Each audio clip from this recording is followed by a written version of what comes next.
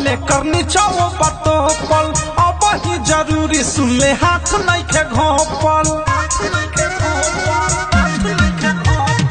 ऊपर बातो पले करनी चाहो बातो पल अब ही जरूरी सुन ले हाथ नहीं के घोपल कवनो कहे होने कवनो कहे ने बा कवनो कहे होने कवनो कहे ने बा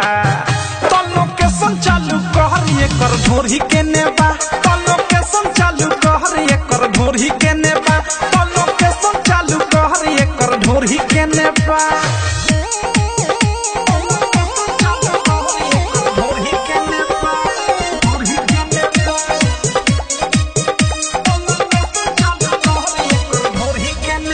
मालविया टंची तबिया पोलाई ऊपर से नीचे ले बाटे गेलाई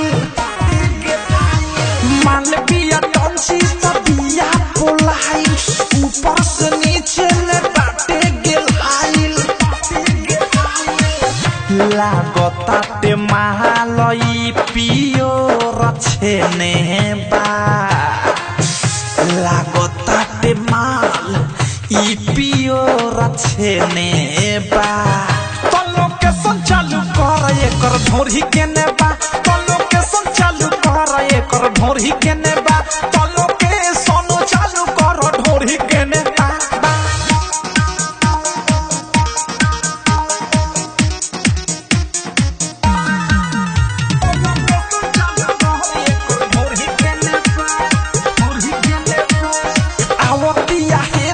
साध सनिसाना लहंगा में बाटे एकरा कुछ देखा जाना अवध से राइटर थारू साध निशाना अनुराग मिसाइल बाटे कुछ देखा जाना रसदार चीज देख आइल एने बा